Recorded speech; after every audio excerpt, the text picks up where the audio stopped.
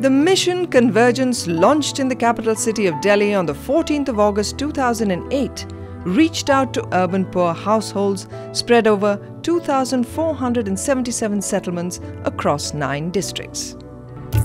Before we plunge into the various facets of the program, let us hear from Basanti Devi.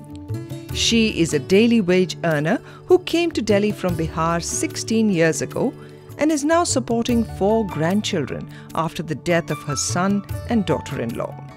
She will tell us whether the program is actually reaching the most vulnerable and needy. There is a great difference in my life between now and before the program. We could never get the old age pension, though we were entitled to it.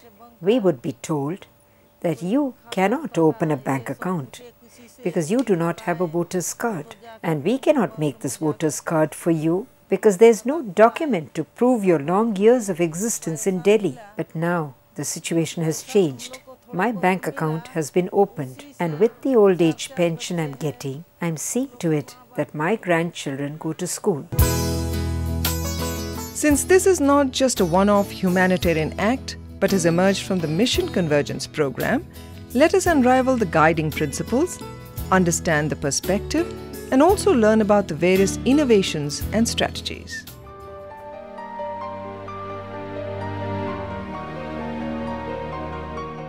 We have created a new language of governance, I would say. Our philosophy really is that people don't have to come to the government. Government has to go to them. What has been important for us is to have the vision of how exactly do we impact all the critical human development indicators. So for this, we are now partnering with Health Mission, our Siksha Abhiyan, the Literacy Mission, and then trying to have a common MIS, the Management Information System, which can actually tell us what is the change that we've made, and we've had some early success.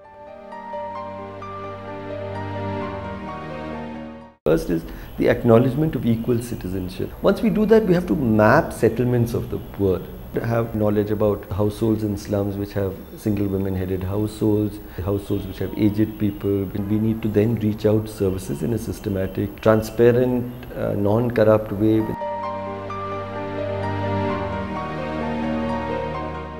That it's provided a lay woman, a woman who does not have much of mobility, has very little information. She's got one single window where she can come to under this GRC scheme and ask questions.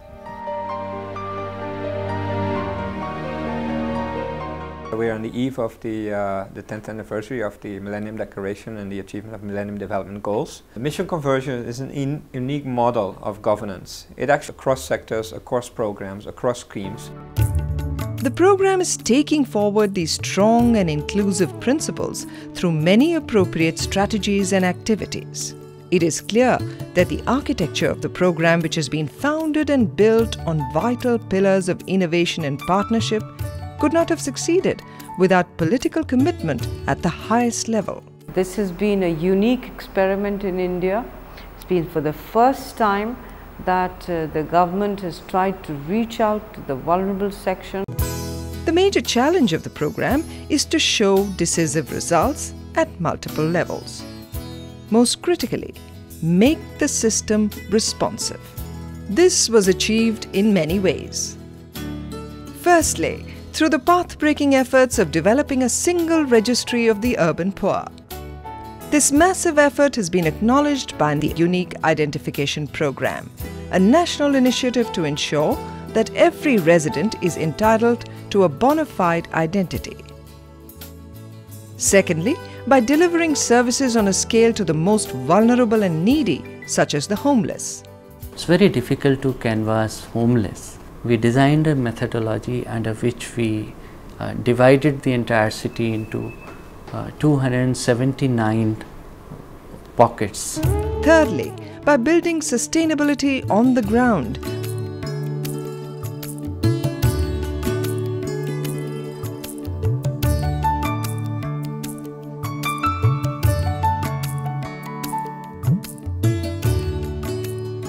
Fourthly, by leveraging technology for addressing social development.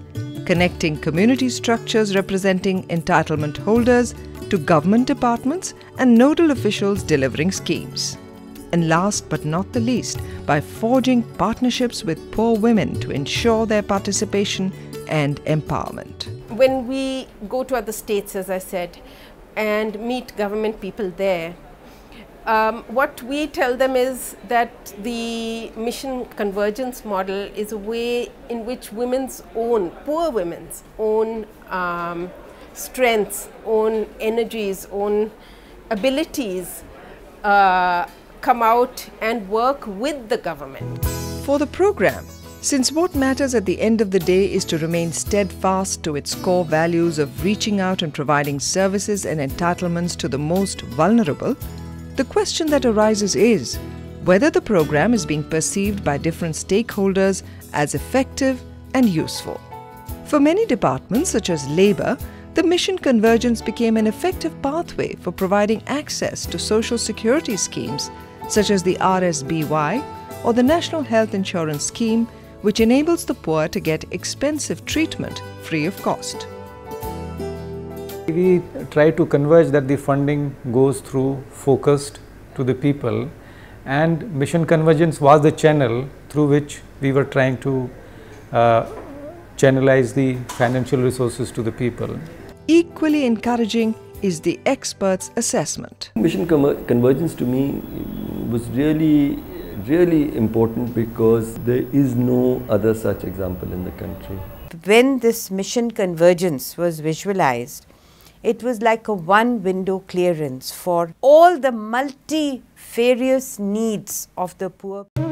But, as Mahatma Gandhi stated, what really counts is when people decide that your program is making a difference to them.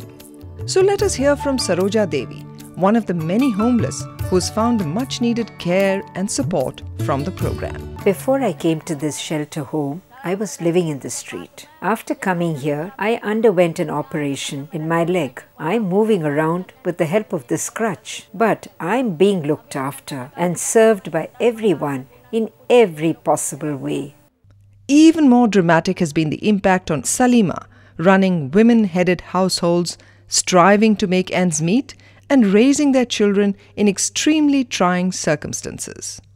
When the GRC started here, my children began to learn vocational skills like tailoring and block printing, and also pursued their studies with the help of the GRC. Then all three of us, my two daughters and me, joined the self-help group, contributed 100 rupees every month per person. Then we got a loan from the bank and opened a tailoring center. We began with one machine, but now we have 3 machines. The enterprise has grown and we have benefited immensely from the program. Our situation has changed. We are no longer abused by the family. The program has given us the much needed dignity. We are no longer dependent. We can partake food and feed others.